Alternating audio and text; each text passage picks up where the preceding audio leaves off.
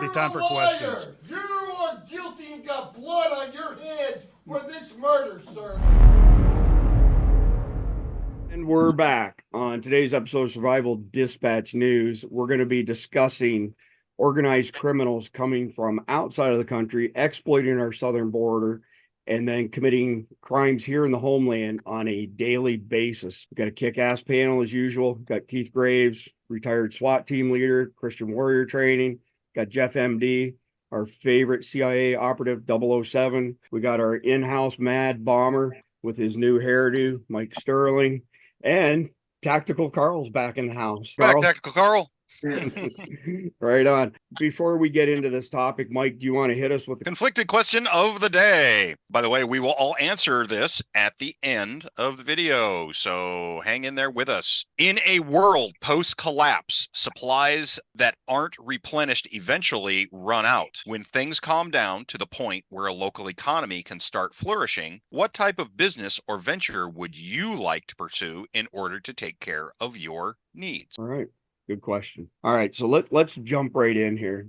And I'm going to try and go through these tabs as quickly as I can. The reason that I pulled up these tabs was because they all set the stage for our conversation today. So first and foremost, just to draw a really fine point to the irony of our current situation, you pretty much get sexually assaulted when you go through a TSA checkpoint, but look at the state of our southern border. It's an absolute gong show. And for whatever reason, my microphone here doesn't like picking up my clown horn, but this is clown world for sure. So moving on to the next one. This is another piece of footage that's showing what's happening in Darien Gap. So we've got reportedly over 250 NGOs. This is down towards Panama, that are facilitating this massive wave of invaders coming our way. Don't worry about the content on these. There's going to be links to all of them in the description below, which is why I'm going to go through them really fast. This next one here is really insulting. So these are a bunch of convicted criminals being held by CBP in San Diego, and the feds have cut off the funding for the detention center that they're in, and they're releasing them daily. And there's more footage here of the same thing, mass release of illegal immigrants that are known criminals. On the next page, here's an example of the NGOs in action as well, just busting them in one after another. It's not just people coming from Central and South America. We've got 160 countries that have exploited our southern border, and a big one is the Chinese. There's a lot of different statistics out there that say somewhere between 24 and say 35,000 Chinese military members have exploited the southern border. These are special forces, special ops guys, probably related to the latest balloon, which is currently floating overhead, and Obama and Biden are doing nothing about it. The only reason I picked this slide here is because it's a great quote. The Democrat Party has unleashed a horde of rapists and murderers and savages. None of us are safe from the illegal alien predators lurking on our streets. The next one, this is in Spain. Again, we're not going to concentrate on each tab too much because the links will be below. In this particular instance, one of the invaders went after some Spanish people with a knife, and they were able to subdue him. I will say this too. You can see all the tabs across the top of my browser. This took less than 10 minutes of scrolling through X. That's it. Less than 10 minutes. The number of examples are phenomenal. This is in Great Britain. It's a daily basis where somebody named Muhammad gets caught in a sting for child pedophilia.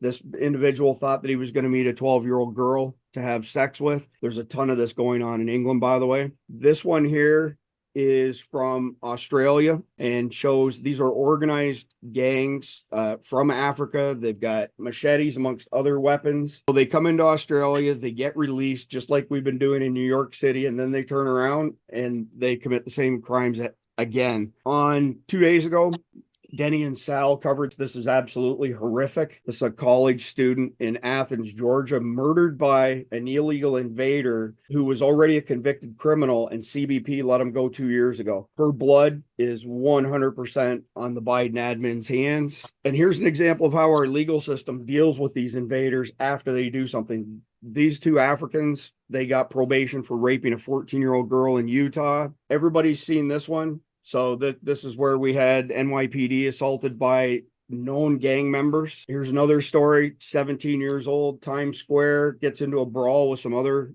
invaders, and the cops ended up getting injured in this. We're going to speak to that. The number of police related injuries in New York has absolutely skyrocketed, something in the order of 2,000% compared to usual. Another example, 5 illegal invaders from Venezuela. They stole a playbook out of Castro's playbook, or a page out of Castro's playbook, and they've emptied their prisons and sent them all here, just like Castro did in the 1970s. Here's one in Maryland from last night. Illegal invader steals a tow truck and then smashes the shit out of a bunch of first responders. Here's another one where we've got 3 invaders. They did an armed robbery and they were dealing drugs and could have killed somebody. We see that almost on a daily basis, a drunk invader killing people. This one here is particularly offensive. This is here in Jacksonville, St. Johns County, where a migrant murdered one of our police officers. And now he's filing a civil lawsuit because he doesn't speak English. So therefore he shouldn't be held accountable for any of these things. So apologies for taking so long to set the stage, but there it is. Keith, I'm going to go to you first. This is your specialty. So our country is in absolute crisis and everybody's denying it. Well, not everybody. Our leaders are denying it. This invasion has been going on for decades. A certain segment of our society started to defund the police movement. That defund the police movement, they couldn't defund us because they realized it doesn't work. But what it did is it caused a lot of us to quit because we had a lack of support where people on the street don't listen anymore. We used to have a societal contract that people abided by. That societal contract's in the trash. So now everybody fights the police. Everybody. We're talking about middle America fighting regular cops on a car stop. The cops at this point are like, hey, I'm done. You guys beat the shit out of me. You guys treat me like crap. You pay me like crap. And it's so funny, listen to people say in the comments, you'll do anything for your paycheck. Fuck, how much money do you think I make? You'll do anything for your retirement. What retirement? You guys took it all away. They don't have that anymore, right? And if they do have it, it's horrible, right? So the cops have withdrawn. And you see what's happening to the cops in New York City. I don't even, like those cops that stopped the migrants from fighting inside that building.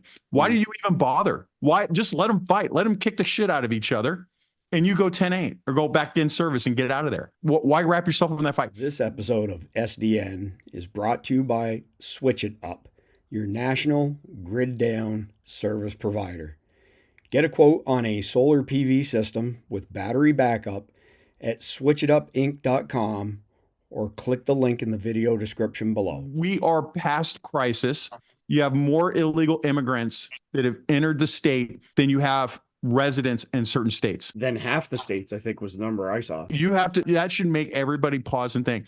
When you're a cop on the street where Carl's at in Texas, where I was at in California, people cannot understand the level of crime that these people bring and the resources that they suck up and the decay. And my city used to be middle income, normal city. It is not that way anymore. One entire section of the city, like a quarter of the city, taken up by illegal immigrants, and they are doing nothing to support that city. The other 60% of that city is supporting that other segment. 2 quick comments before we go to Carl. Number 1, I'm going to quote my good friend Todd Callender, who's a very notorious federal level attorney. He's the attorney that led the lawsuit against Lloyd Austin and the DOD for that certain thing they were trying to stick in the troops' shoulder. But he frequently says there is no rule of law without law enforcement. End of story. It cuts right to the chase. The other thing is that I'm sure NYPD has a higher pay rate than here in Central Florida, but I can tell you that Volusia County, Florida, new recruits are in the $15 an hour range. I've heard stories they're even lower than that. I can't confirm that, but I can confirm $15 an hour for a starting rookie cop on the front line dealing with this crap. And you got to keep in mind that Volusia County is where Daytona Beach is the most violent city in America with a population under 100,000. The population is just a little over 60,000. And if you're in Daytona and you punch in murders near me on Google Maps, the number of bubbles that pop up is absolutely insane. Carl, talk to me here, man. I know you had a encounter with the 3 MS-13 guys the other night ago, and that's just a regular occurrence for you, isn't it? So we talk about that. We talk about law enforcement. I only been in 10 years. Some people been in 30, 40. I see it like this. I saw where law enforcement changed. And we talk about the hands up, don't shoot Mike Brown. I was on patrol when all of that stuff started kicking off when they start shooting up our police stations and different stuff like that. And then the George Floyd, that was just the tipping of the cup. It's an abusive relationship. It's a hate-love relationship. That abusive wife that comes home and kicks your ass every single day after you bust your ass. So it's something that you've been with her and she got a whole bunch of kids. So leaving the relationship is a little hard because you love what you do for the people that you help, the bad guys that you go out and get. But when you start putting bad guys in jail and then back out before your report is even done, it's horrible. When you have to fight somebody for your life and then they get a dismissal, that's freaking insane. And that's what we're all dealing with, firsthand basis of some guy just trying to kill someone. And then it goes through, it gets watered down everywhere. The street cop that pulls the dude over with crack and a pistol. He's like, hey man, I'm gonna not file the charge for the handgun. I'm gonna file the charge for the dope I found. Then the DA gets a piece of this. The DA is gonna slap him on the wrist for this instead of this many crack rocks we got, we're charging you for this. And then once you get to the court system, they're gonna slap him on the wrist again, a nice drink that they just watered down. It keeps getting watered down until there's literally no more good alcohol that you're sipping on. So that's exactly what we're having in the law enforcement system. We talk about seeing a high increase of these gang members. I came in contact with some a couple of days ago. And this, especially for law enforcement, this is a great tip. Go to your local Home Depot during the day, and I want you to ride through there. And I want you to really pay attention to the crowd. So sit back in that parking lot for about an hour or two and pay attention to the crowd. You have your individuals, illegal or not, they're out there in the parking lot and they're trying to find work. They're trying to support their families and do what they do for the great American dream that's set up. So they go out there, they bust their ass for 10, 15 bucks an hour. And then you'll find a set of thugs walking around, patrolling the parking lot or in a vehicle. And this is what I encountered. And what they're doing is they're taking money from these hardworking individuals that's over here trying to do it the right way and trying not to be out robbing, stealing, and doing all this crap. And what they're doing is they're making them pay them a certain amount of money just so they can be out there and help and work. We talk about how violent and crazy these people are. The reason why we talk about the stats of police violence is up, because if I come from a violent city where I'm chopping folks' heads off, I'm this hardcore, hard-charging criminal, guess what? That shit is easy for me to come down here and do in America. That's why police officers in these other countries, they are completely different. They're completely more violent to these individuals because they have to. They only understand a certain level of violence. We can't play the pity cat with these individuals because they operate at a higher standard. They operate where they take over whole entire cities. And if you have 10 or 15 invaders that's inside of your city, they can literally take over using their military tactics and their military weapons and everything that they're trained to do. Hey, Carl, just ballpark rough estimate. Maybe last month we talked a little bit offline on this subject, but what would the percentage of illegals, meaning illegal invaders / aliens, of the people you come in contact with, how frequently are they people who have no justified right to be here? A lot. And a lot of them, I see, the most that I see out of all of them is going to be DWIs. These guys have 3, 4, 5, 6, 7, 8 DWIs under their belt. They drink and they don't stop. And another thing, hit and runs too. Don't forget the hit and run thing. Yep. Oh, this is the main one. They like to beat the shit out of their wives. In their countries, they believe that the wife is property and they will literally beat the dog shit out of them. And then sexual assault, because you think about from whatever country they come from, it is okay for them to have sex with a 13, 14-year-old girl. So you got this individual that's out here trying to talk to your daughters and your nieces out here because where they're from, it's okay. Those numbers are extremely high. The way of life that they come from is completely different. And it's not all of them, but I'm talking about the bad ones. So this is why we talk about locking up the border, because if we could have prevented one murder, especially of your family member, then Jesus Christ, that's what I want. I don't want another 9/11. I don't want another terrorist attack. I don't want another one of these on my country. And I take pride in that, my country. So crazy, Carl. Jeff, I want to go to you next just because you're in Arizona, you're in Sheriff Mark Lamb's county, and you're this close to the front line of this invasion. So give me your perspective on this stuff, Jeff. We've got major trafficking comes through here. They cross the border, Lukeville, Nogales down the south, and then they go north. They go up into Tucson, they go into Phoenix, and they spread out to California and the rest of the country. And I was talking to Mark about it, and there's this little road that goes near my house, and he goes, yeah, they'll come up that road because it's kind of a back way into Phoenix, and they stay off the interstate that way. But Tucson is one of those damn sanctuary cities, and they're actually talking about cutting services to the rest of the city because they're running out of money for the illegals. And just this morning we saw a video online with local news of some NGO guy down on the border where they've got a hole in the fence, and he's pulling the metal back so that the people can come pouring through.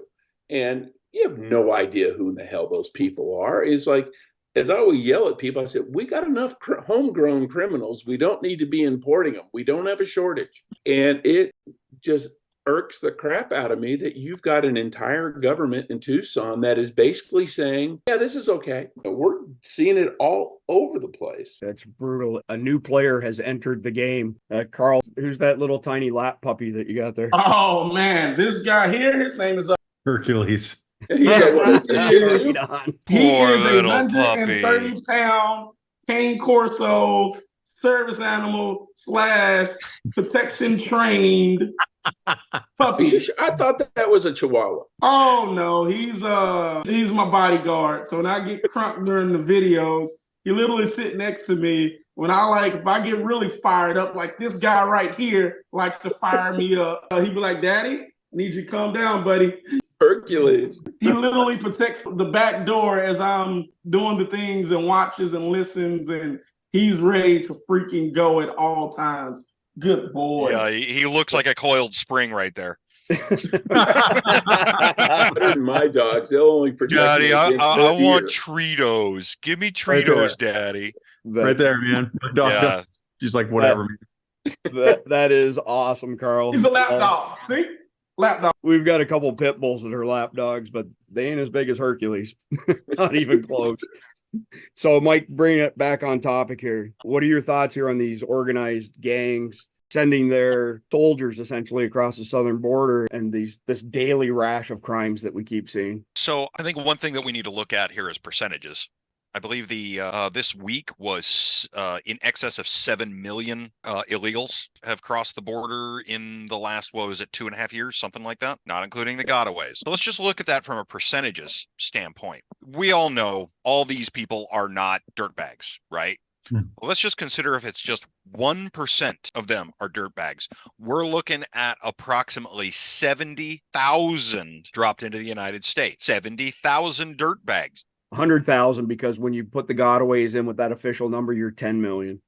But just like Keith was saying, we don't need all those extra dirt bags. We got plenty. Carl, you were saying that too. We got plenty of dirt bags. We don't need more of them. So now let's look at this. I like to look at these sort of things on the 70,000 foot line. We're looking at, we know we've got a lot of criminals coming in, right? But there's also the question that Chris brought up of what about state actors mixed into the bunch? It's not a difficult thing to go ahead and squeeze in a few pipe hitters into every 1,000 or so of these illegals. It ain't a difficult thing. So say we had, just for the giggles of it, say we had 7,000, just 7,000 that were state actors scattered throughout our country. 7,000. Right? God, that's a lot. That is a hell of a lot of bad guys. Now imagine the amount of crap that those 7,000 foment into this country. Say if they start going to all the protests that are coming up, and say it's a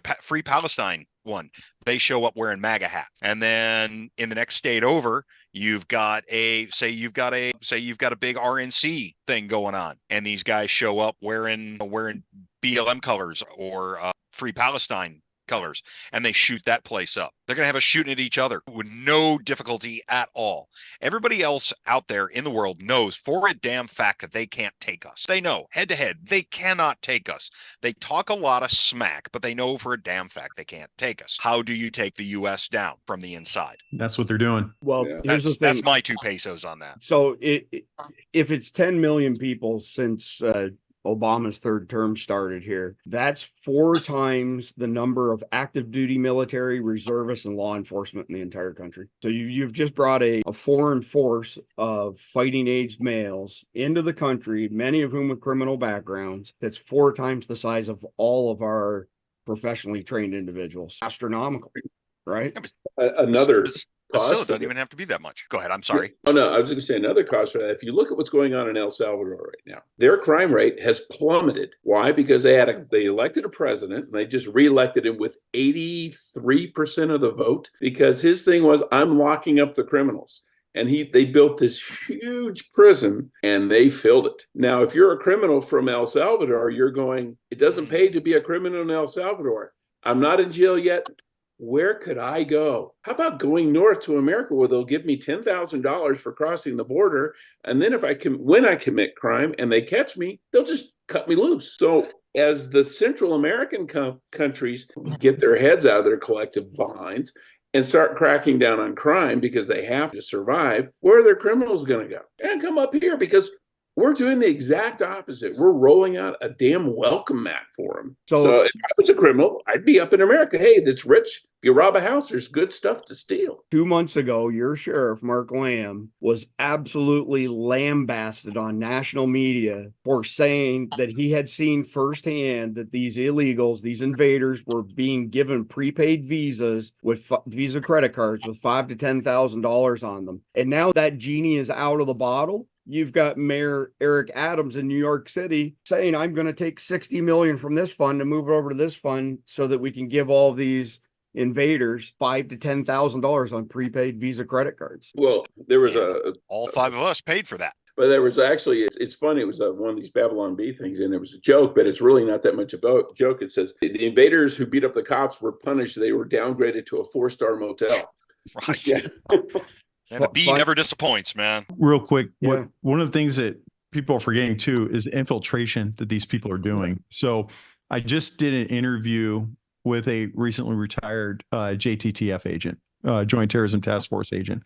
And one of the things that we talked about was that they had seen Hezbollah infiltrate law enforcement. 1 or 2 of them had gotten jobs, right? Wow. So since 2020, one of the things that for the cops that have been in my classes, I rail against post 2020 hires. As an example, Acorn Cop, the guy that did the combat role and all that. The first thing I said was he's a post 2020 cop. I'll bet absolutely was. And these post 2020 hires, we're hiring people that we never would have hired 10 years ago because nobody's willing to do the job. And we're picking up the people that, I'm not saying all of them. I am definitely not saying that. Okay. But there are people coming in because we have lowered our standards. Departments are saying they have not lowered their standards. 100% they've done it, right? They've done it quietly. And when you become a cop, you go through a background investigation.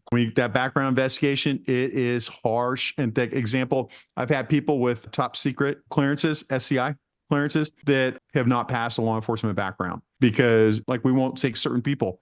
Back in the day, those days are done. We have people lying on their personal history statements, lying, and we're still taking them. And we should not be. So think about all of those SIAs, special interest aliens, that are now coming in because California is hiring aliens. And think about those people that have now worked their way in or become legalized. And I want to draw a fine point to that, Keith. We've discussed this before, but for the viewers who haven't heard this before, prior to 2020, in the vast majority of cases, when a commanding officer, frontline police, to do something that was either unconstitutional or immoral, like you said before, Keith, either the cop said, no, we're not doing that, or yeah, sure, I'll get right on that, and did pseudo policing, as you mentioned, right? Yeah. Here's the thing. At the end of the day, what Newsom has done by giving these illegal aliens positions in law enforcement with the carrot that he will give them, get them on the path to their green card and their citizenship, they're not loyal to our Constitution. They're now loyal to Gavin Newsom and extremely compliant. Doesn't matter if the order comes from top down and says, do this thing that's not consistent with our Constitution. And that is exactly what the process is that they're trying to unfold with their national police force, right? How'd that work out for the brown shirts? Right. So Obama was the first to say it out loud. Me and my partner over at 2A Cop Sporting Gun Ranks, Matt Sylvie, we have both been saying for over a decade that the Dems want to create a national police force. And people laughed at us. Originally, people were laughing. Well, Obama came out and said it out loud that we would be better off with a national police force after the whole Michael Brown thing. And if we had a national police force, this wouldn't have happened. Well, I personally believe, not to be a conspiracy theorist, but I personally believe the whole defund the police movement and all that, I think all these post-2020 hires that are going to keep doing acorn cops type stuff is a way for them to get into their national police force. And you know what? Here in Idaho, we don't have gun laws. We have none. We only have laws that enhance your rights. We have more gun rights in Texas. And what's going to end up happening is when our sheriffs and police chiefs are out, like we have 2A sanctuary cities. If they come out and say like, hey, we're not enforcing that, it will send people in from Washington, D.C. that will rotate in, that will take care of that. They end up with a police force that's compliant to these unconstitutional, immoral stuff. Well, that's just like what's happening right here on the border. We have federal, we have the state. Just like we have said, this is an invasion right now, and we're fighting back with the federal government. At some point, there has to be a line drawn in the sand, and we forget what this country was built on and how Civil War kicked off. Like these individuals over here keep playing the games that they're playing. This is what we're going to get back to. Like, this is why the Constitution was written the way it was written, because they knew one day that this shit might kick off again. And what we're right there at that line in the sand. Like my guy from the forum, he probably can tell you that firsthand basis like that. We are literally sitting right there. And these federal guys on the border, they don't want to fight with us. We drink coffee, we eat together. But when you get that order, hey, do you lose your GS-20 pay $130,000, $140,000, or do you fight your brothers in arms? Like, where do we get to that point to where we are fighting our brothers in arms because we're not going to enforce the unconstitutional law? When the COVID kicked off, we had the same exact thing. We're not enforcing people to wear face masks. It's not a law. It's their right. We're not enforcing these things on private property. So you have individuals like, I'm not doing that. I'm not wearing this stupid stuff. I'm not doing the things that you want to put in place. And we see that a lot. So that was the practice game. That was pregame right there to see what your law enforcement is going to do. So for our audience who aren't familiar with you, Carl, you're a deputy sheriff in Texas, correct? Yes. Just double checking. I don't have Alzheimer's, but I got some timers. Sometimes I remember, Yes. Sometimes I forget. I got a question for you. The man who has nothing to lose is a scary guy. So when these MS-13 gang members and other cartel and other gang members come across, how bold are they when you end up in a contact situation with them? They like to fight because they don't believe in rules or laws. They don't believe in the police. They don't believe in any of that. MS-13 is just one. That's the one that the press talks about. Right. There's a lot of other guys ones, that's man. low on the totem pole, and they don't even have to be an MS-13 gang member. They literally can be an individual from any country, and they all get together and they form their own gang right here in the U.S. Well, and then you got like 18th Street Gang out of LA, which is spreading all across the United States. You've got, which are all full of illegals. Like it could just go on. You ain't talk about the cartels yet. None of them believe in the rule of law. And it goes back to what I talked about earlier. We have a societal contract that has been ripped up by the Dems and thrown in the trash. And now we're all suffering for it.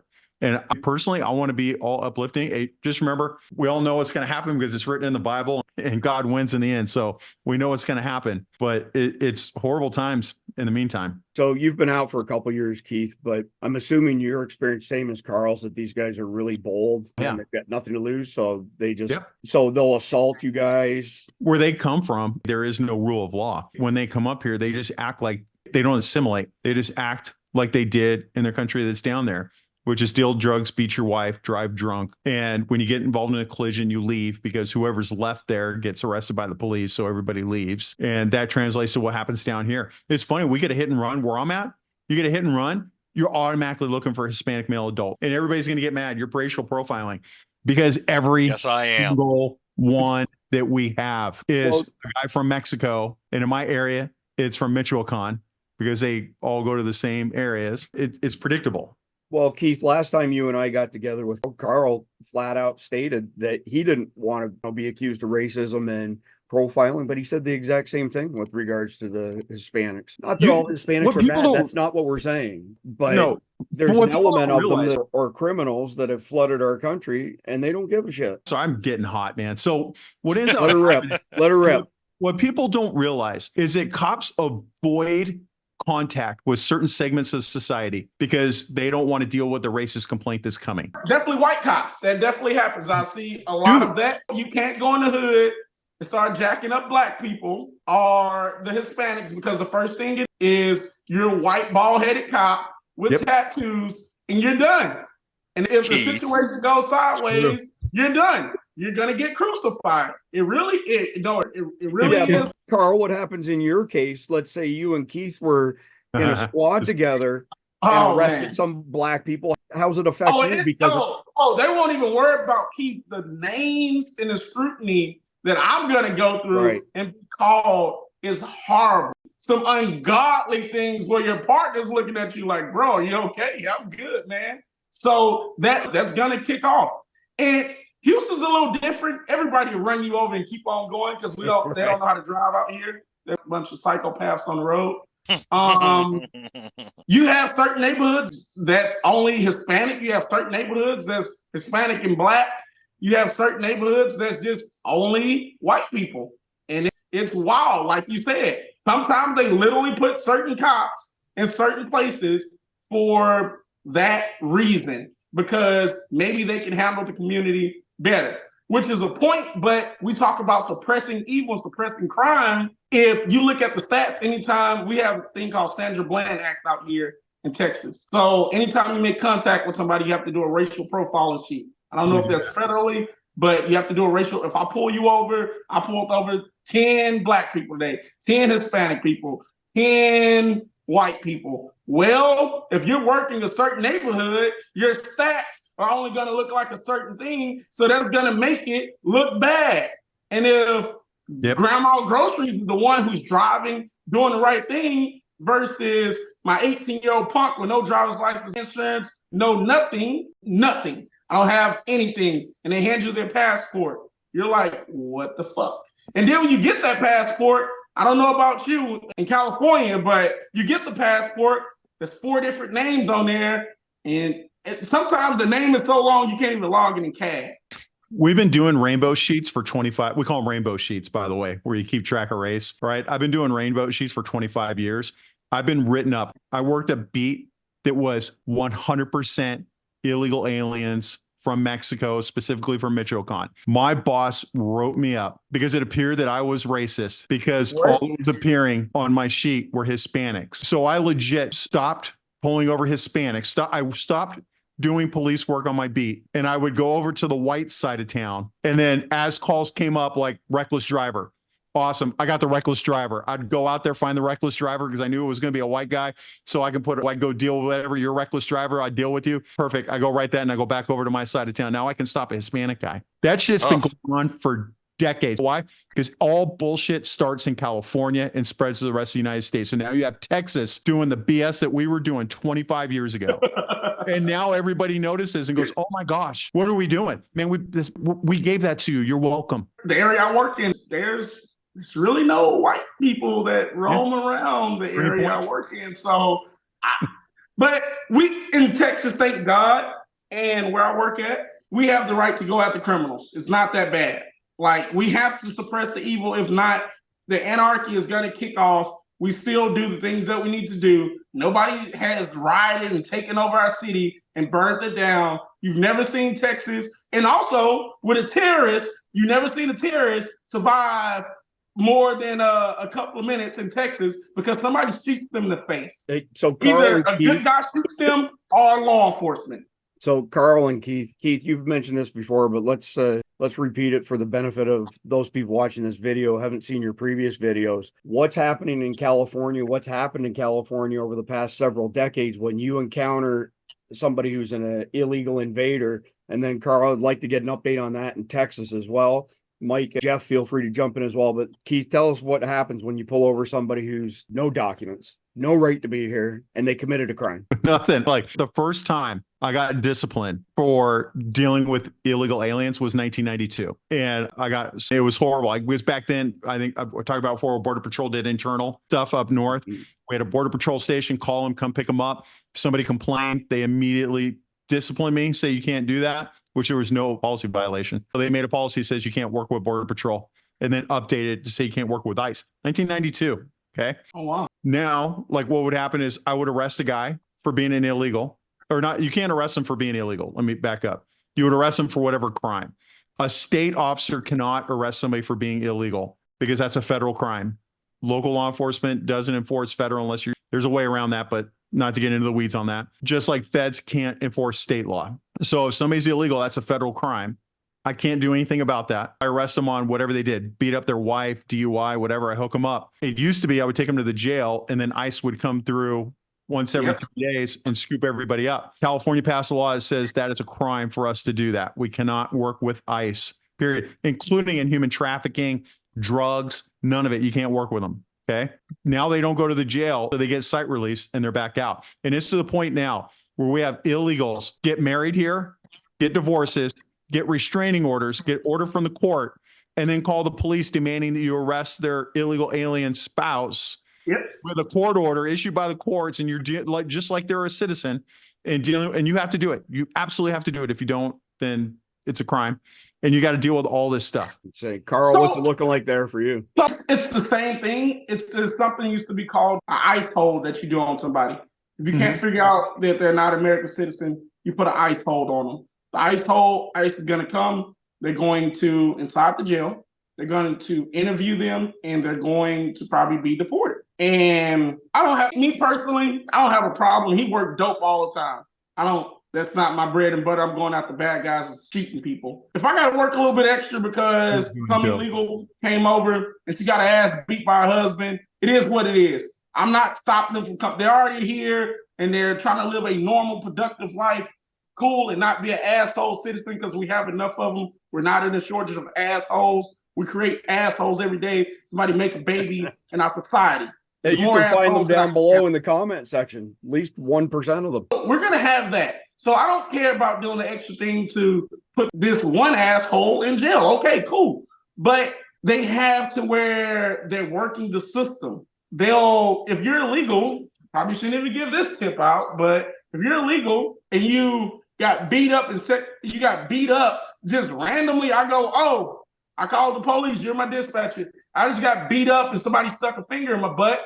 Now I've been assaulted and sexually assaulted. Now I get a passage to be a U.S. citizen. So that's why you better be really careful. You find somebody that's not a citizen and they say you whooped their ass because the relationship's not going good. And they find out that you're not going to marry them. Now they become a citizen because they have been assaulted here. Didn't know that? Well, I'm pretty sure you knew that. I think they should be happy because usually you pay extra for that.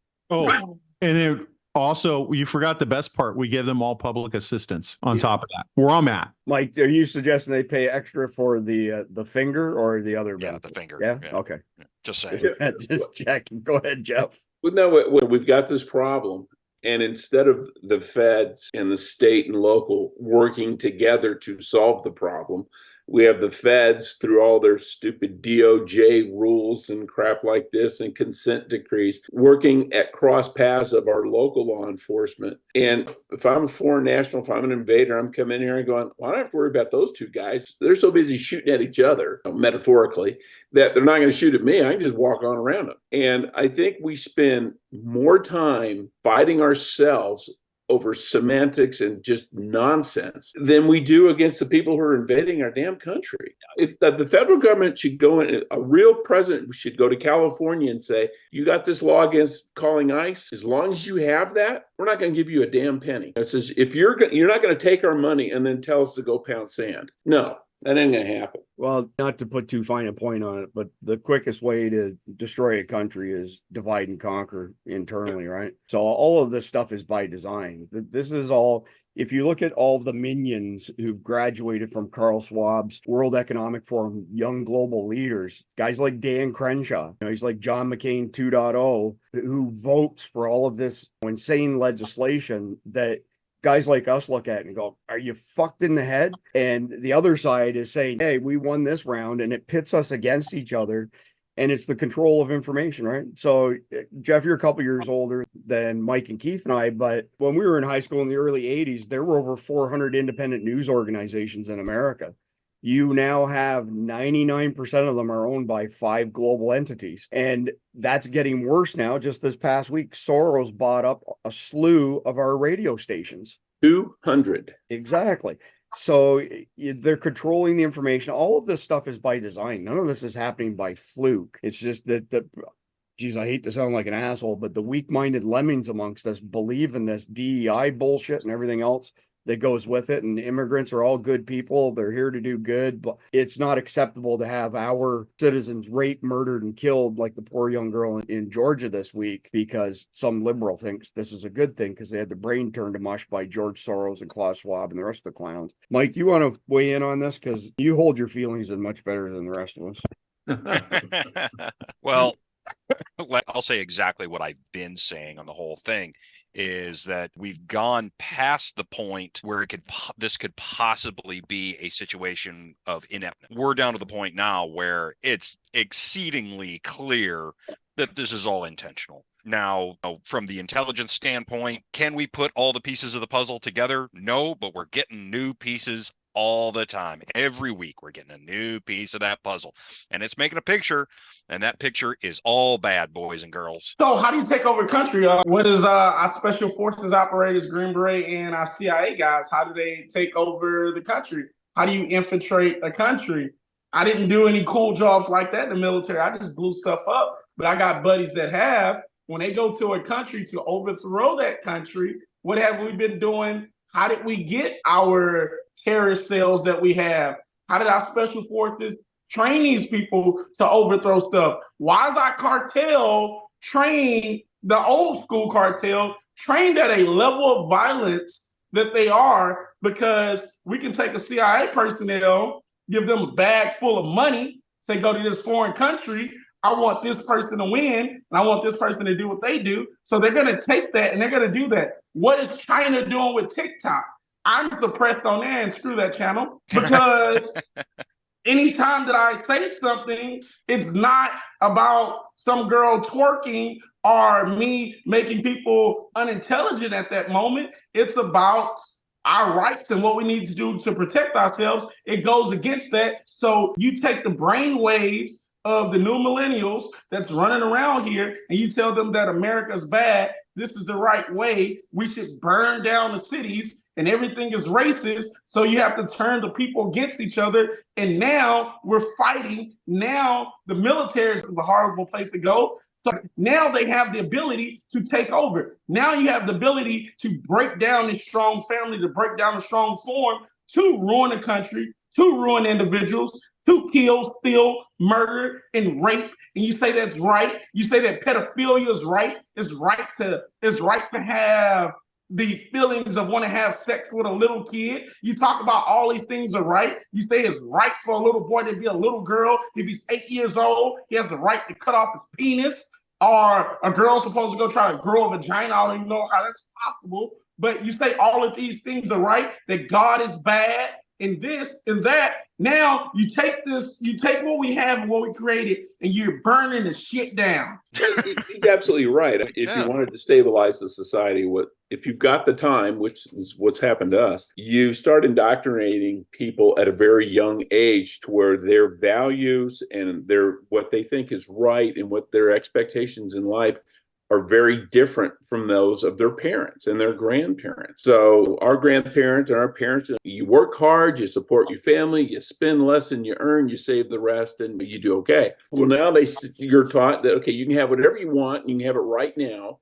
And if you can't afford it, we'll make somebody else pay for it. But then on top of that, what you do is you go into society. If you're a country, if it's me, Mr. CIA, and I wanted to go disrupt a country, I would go and I'd study that country. I'd say, where is a crack? Doesn't have to be a big gaping hole. Let me find a crack between maybe this group and that group. And let me stick a crowbar in there and see how wide I can make it. And then maybe I'll make it a little bit wider over here and a little bit wider over here. You do it slowly over time and you push them apart. And then you throw gas on there and light a match. Well, and that goes back to the Soviet plan that they enacted here in the U.S. in the late 1920s. And that's been nothing but snowballing ever since. They started out with a few Marxists and communists in academia back then, and it's just been that cancer that's growing. And even Khrushchev called it out in the 1960s and specifically said what they were doing. And we all said, oh, Pasha, they can't do that. And guess what? It's on autopilot, guys. You started. It just took a couple decades longer than they were expecting it was going to take.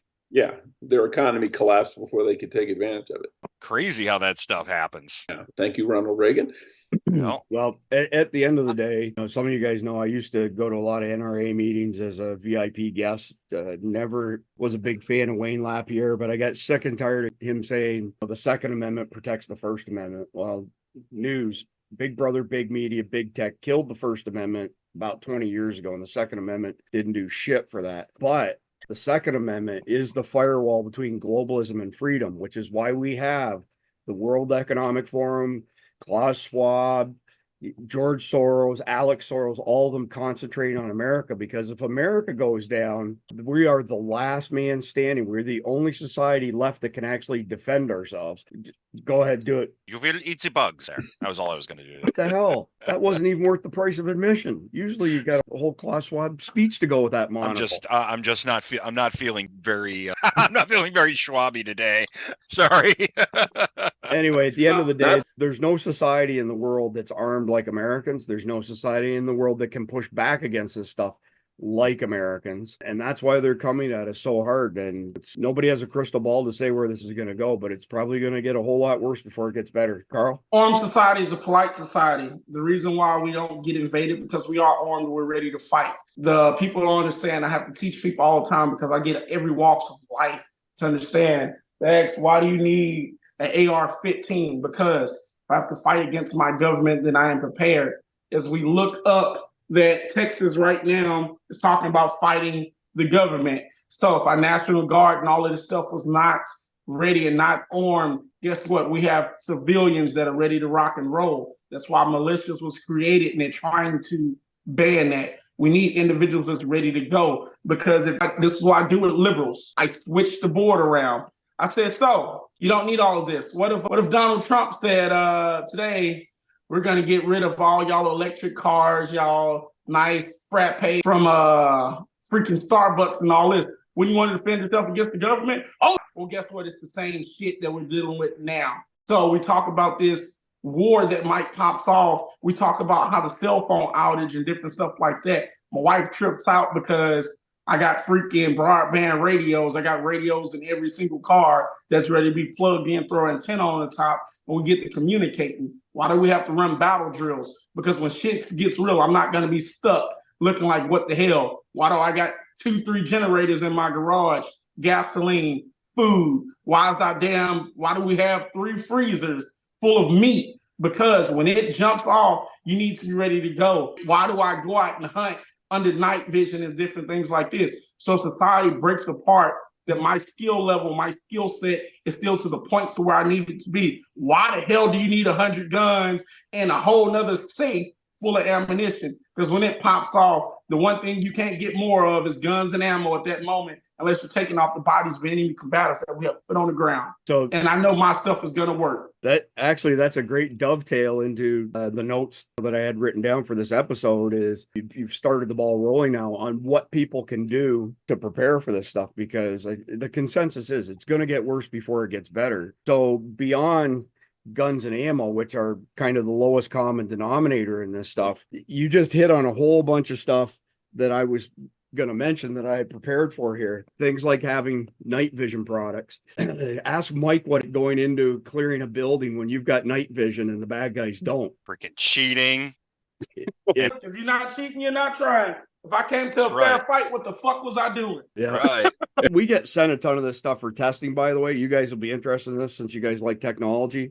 This is an Armacite PVS 14, but it has a 51-degree field of view instead of 40 degrees. So when you're blind in one eye, like I am, having extra field of view out of this makes a massive difference. I'll switch this back and forth. Oh, that's why you don't have dual nods. Yeah, I don't need them. That's a prosthetic eye, right? So I was thinking like that's a big flex, Mr. Poor, only having PVS 14.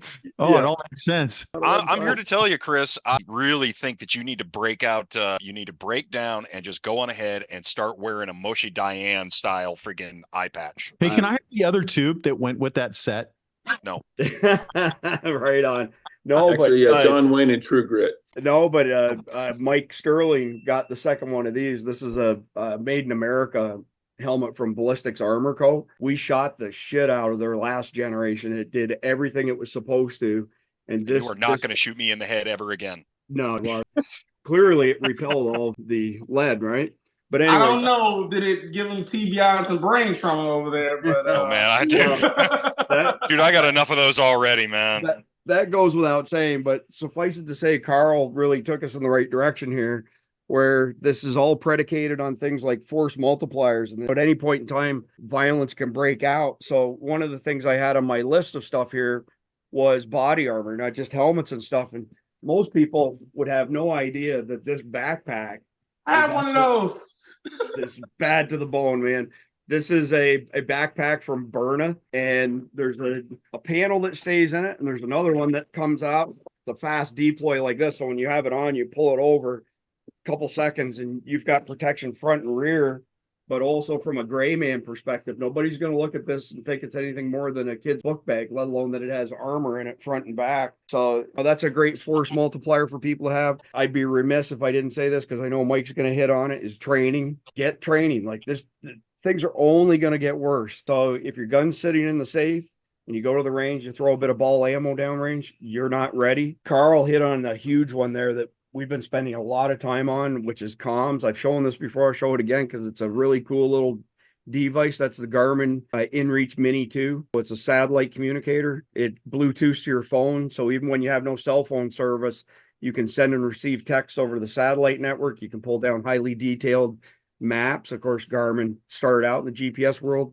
$12 a month is my subscription on this, but you can also pause the subscription, restart it. We're not an affiliate of Garmin. I'm not pushing this because we're getting paid by Garmin. I'm pushing this because it's tiny. I can hook it to my belt loop. I can put it in my pocket. I can hook it to one of my drink bottles, for crying out loud. But comms, Carl, you're going to like this. Check this out. This is a radio we're testing right now. That's a GMRS radio that looks straight out of the 70s. It's got no display screen on it. And the reason it has no display screen, because it's a 25-watt GMRS radio with a 4,000 milliamp battery on it. And 25 watts, it sucks battery down like you wouldn't believe, but it'll last all day with that size of battery. But there's not enough left over to run a screen sort of thing. I tested this with an SWR meter. I hit 24.9 watts of power coming out of it. And that's just got Mike's favorite antenna on it.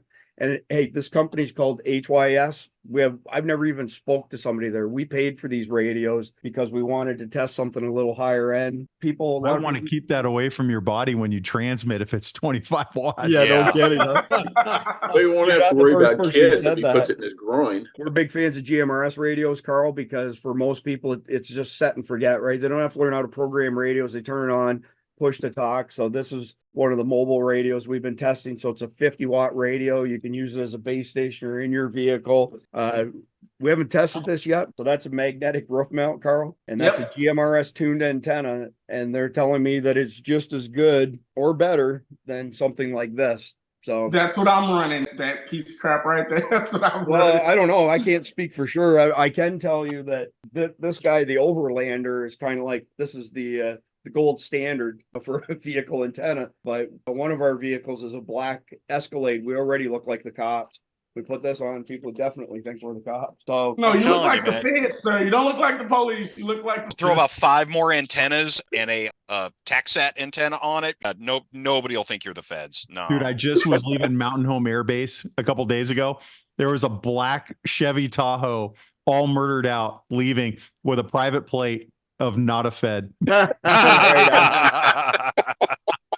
on. Well played, sir. Well played. Well played, sir. So I say my whole mindset. I'd like to call for a golf clap for that. My whole mindset with everything, and kind of difficult to say that, but if you have guns and ammo, you can get everything else. You have guns, ammo, and training. That takes a lot. At Stevens Tactical Training, the training that I push and I teach guys is a lot. We have a lot of individuals going to sit on this internet.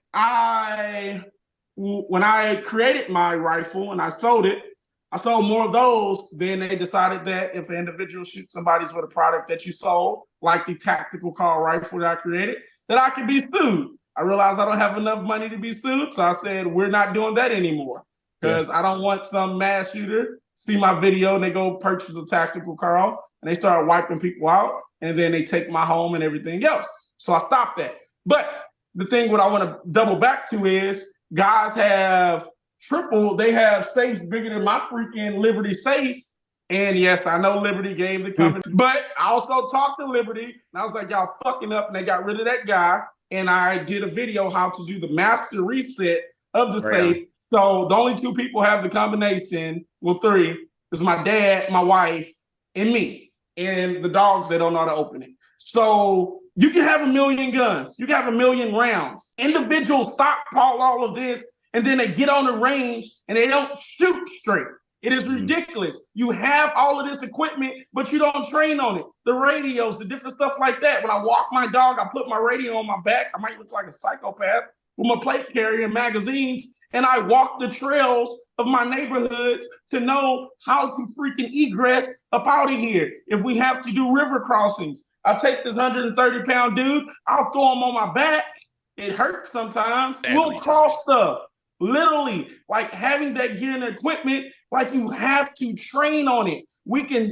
And hopefully I get the information and knowledge from what we're talking and telling them, because if you don't, then guess what? You're going to be screwed. In the middle of a gunfight, the last thing I need to be figuring out is how to hit my target or the quality of my weapon system, because I don't know if any of y'all are older fellas running a Grandpa 1911 with freaking 7 rounds inside of there. I'm not going to a gunfight with this.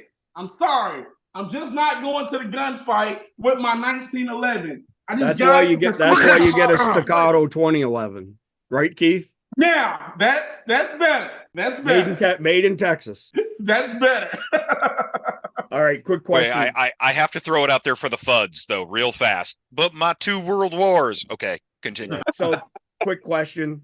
I know that for sure Keith and Carl have been inside a building when there's gunfire's been exchanged. I know Mike has been underground, which is even worse for certain reasons. I'm not sure what Jeff's done in that regard, but I'd like all of you guys to weigh in on what happens when you discharge an unsuppressed gun in a closed environment like that.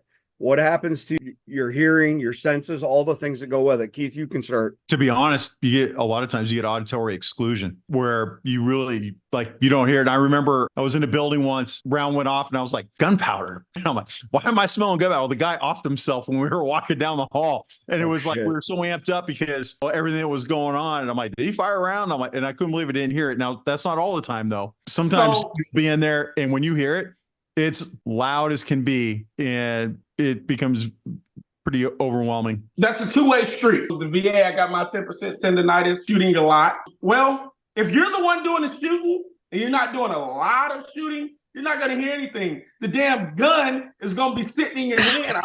Personally, I know this, sitting in your hand and you're like, is this damn thing shooting? Is it working? What's happening? You see the guy that you hit, he's going down, he's bleeding out. But for you, the gun it's going slow. And the only way you can explain this if you ever experienced it, the freaking slide, you're seeing the damn slide come back. The rounds are ejecting super freaking slow. You can't shoot the gun fast enough. The gun cannot be shot fast enough because in your brain, this damn thing is not working. Now you talk about, I haven't fired over 5-10 rounds at somebody, so I wouldn't know that part, but I would definitely understand if that firearm goes off, no ear protection in, well, hunting, prime example, the ear protection, you get to 10, 20, 30 rounds, now you're talking about you're not being able to hear anything. That's why suppressors they're made by God, because you want to be able to communicate with your buddies. And having good ear protection on is really important. But in the middle of a gunfight, unless that is going down, you're not walking around in your EDC with a freaking set of Pelotons on, walking around the street, because you probably will look like an idiot. Wait, you guys don't walk around with your pelters on? No. So Carl, my partner mag dumped a guy. He was next to me with an MP5 SD. And he damn near did the whole mag. You're talking about seeing the rounds. I remember seeing each individual round going like across, because he was right next to me going across my face. And I remember thinking like, because I didn't see what he saw, his threat. And now because we're kind of different directions. Now I was like, is he firing? Like, when it was also like MP5 SDs, if nobody ever shot, they're not that quiet. But when all this mayhem's going on, they're quiet enough. But you're right, though. Each round, I remember just one. Once you get 20, 30 yards away, that thing is incredibly quiet. I love that. If anybody has one for sale, please let me know. I'm looking to buy one. Right on. I've had accidental discharges before. Ears were instantly ringing. All my home defense stuff is like this. It's all suppressed and it's all subsonic 300 blackout. So I'm just speaking from personal experience. When you have an AD inside and all of a sudden you can't hear anymore, the ability to understand where somebody is in your house and where you should be and how do you defend yourself goes down the toilet when you can't hear. So what I've noticed is when rounds start flying off, I teach this to my students. When rounds start flying off, the bad guys start shitting and getting. They don't stick around, especially when you start delivering some really heavy payload inside the home and you're shooting 300 blackout. That's absolutely great. One of my home defense weapons is the 308. And the neighbors, I'm sorry, I believe I'm going to hit, but if I have to grab that and certain things I just can't say, we're going to have to edit out. Telling you, using a 7.62 for CQB because forced entry is for suckers. So you hit that person and it's going off, they're going to go, I don't want to be here. Hit your target. But I'm sorry, I pay for insurance and we'll fight this in court. Before I come home and my wife and my dogs are laying down dead, I want you to fucking lay mayhem on everything here.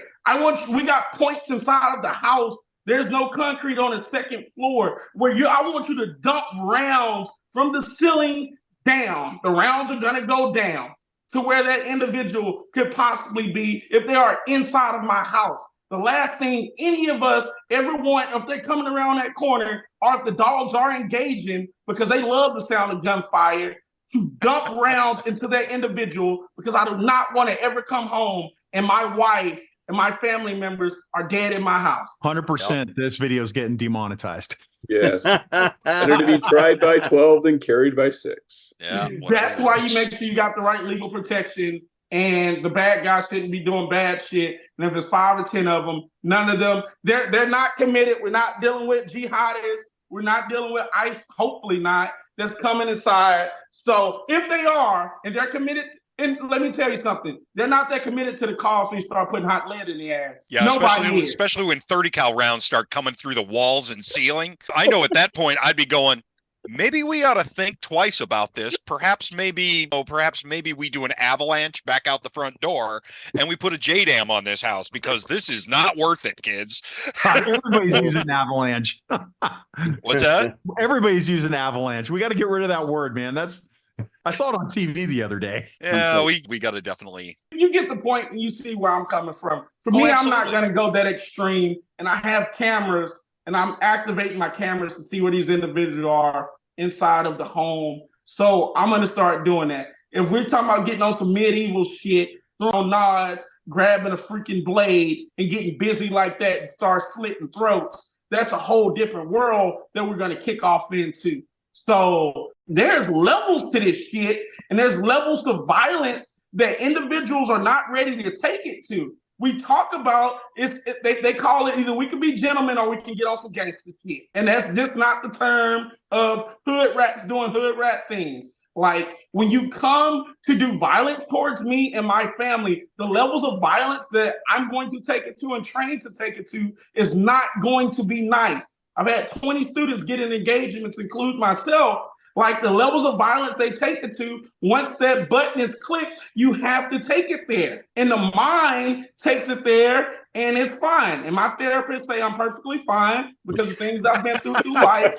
makes me the way that I am. So you have to be ready to deploy violence. So when these people come, we got all this cool guy shit, but every single one of us is ready to lay down and die for our families. Carl just completely sidestepped any red flag laws right there.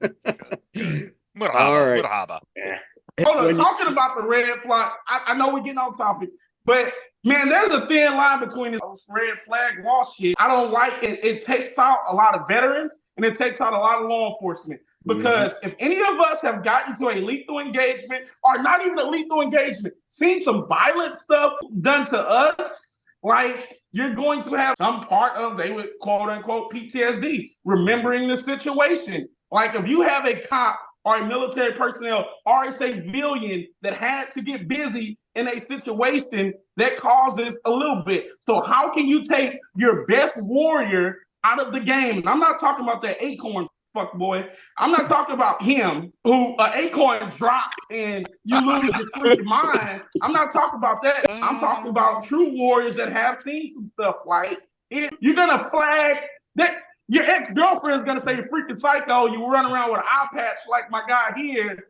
and talking about some stuff, talking about you got to charge extra to get it stuck in your butt. Like, they're going to do that. So where does this line come for our red flag? Where does the line come to call me crazy? No.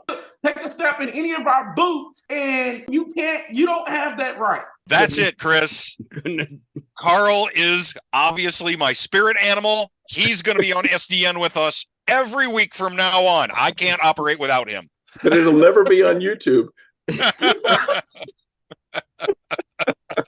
There will be two versions of this video, one that's sanitized for YouTube and one that is unsanitized for Cloud Hub, because we can say whatever we want over there. Sanitized for your protections, or like a story in a cheap motel. Be the video with a condom on it. The YouTube version will have no acorns. The acorns will all go over on Cloud Hub. I'm pretty scared of acorns. All right. Man, look, I'm sorry. See, no, Christian don't Warrior, you dare be sorry. Christian Warrior, he tried to get me man. fired up last time. Literally, when he called me, he's like, hey, the interview started. And I was like, give me 3 minutes. I was literally butt naked in the bed. I had to wake up, threw the camera on, threw the lights on. It's game time. Let's go, baby. The butt naked's a little too much information. We can't sleep with clothes on. It's not natural.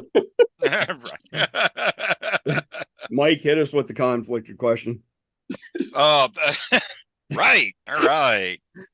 So I do want to throw one last caveat onto here. And because you guys beat up training really well, I'm not going to beat up training. I am going to go back to the historical precedent of a lot of survivor situations when you saw countries coming apart. And that was organization. If you are not organized now, and by organized, you, your neighbors, your community, whatever, your mutual assistance group, whatever, actually be organized and understand what you got to do. The ones that are organized in advance are the ones that survive. You need to be organized. Good advice.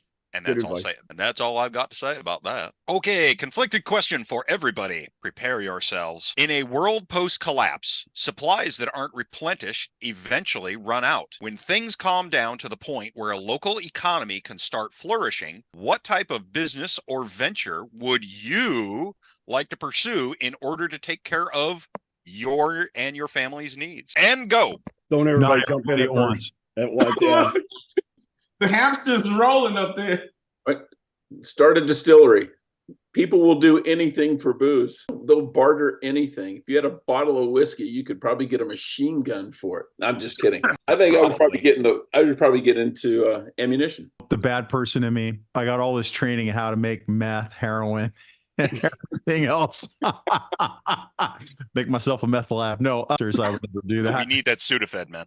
But man, they did teach me how to do all that. No, seriously, it's going to end up being firearms repair. All these people are going to have guns. They're going to need guns in the department. I was a firearms instructor. They sent me to all the armors schools, taught myself some gunsmithing, can do amazing things. So I'll probably end out repairing firearms. I got a bunch of spare parts on hand to fix most major stuff and start doing that. And then also security. A lot of people are going to realize they need security. We can definitely tell them how to do that. So between those two, I think I'd stay pretty busy. I'm pretty sure you would. I'd fall back on my career in high tech. So I'd be looking at bringing up comms and networking, that sort of stuff, because familiar territory. And I'm so old that the first ERP system, enterprise resource planning system, that I was on the team for, that connected 300 lumber yards and a dozen distribution centers in real time prior to the internet, we did it over digiboards and mux lines, twisted pair of copper. So I've got some knowledge that goes way back. That And you're old. I am. You're the same age. Just to put it in perspective, talking about the 1980s is like us being back in the 80s talking about World War II. I'm not going to listen to this. I'm not going to listen.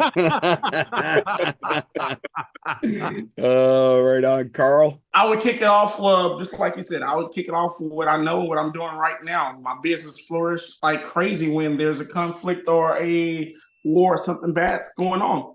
I would go to training individuals. At that moment, they'll realize that stuff has just gotten real, and they're going to want the things that the knowledge and information that I have. I believe that God created me on this earth to train people to be hard to kill. That's my motto. And that's what I would deliver out to. All you need is the tools that you have. We don't have to fire a lick of a round right away to know different things, to put a security element in, to get the society back to the norm that it needs to be, because if there will be evil lurking around, to get individuals trained up, because we are our own first responder. So us being our own first responder, we need to be operating at a level and a pace at such a degree to where we are able to have a normal society in our life, especially in our communities, our neighborhoods. We have to get the anarchy out. How do you get the anarchy out? Like they say, the only good terrorist is the dead terrorist. So, and everything that they comes with them in their bloodline. So that's how I would do it. Good answer. Mike, you're batting cleanup. Okay. I think because I'm a pacifist, I think I would stick with doing herbology and essential oils and crystals. So that's probably what I would be. No, I'd probably just continue selling eggs and canned vegetables and things like that. But for extra money, for the few times that I would actually be able to enact it, I can fall back on my explosives background, and I can do a lot of stuff like that for construction processes and what is it that you want blown up, how, why, and where do you want it to go. So you can always fall back on Hair Club for Men. Right. Spokesman. I just comb it up off of my back and then epoxy it in place, and OSHA classifies that as a Class C safety helmet. All right. Okay, good answers, guys. Appreciate everybody's time today. All y'all out there, stay frosty. Boom! This video is sponsored by William Tell Archery Supplies, home of the Mini Striker crossbow. Click the link in the description below to learn more.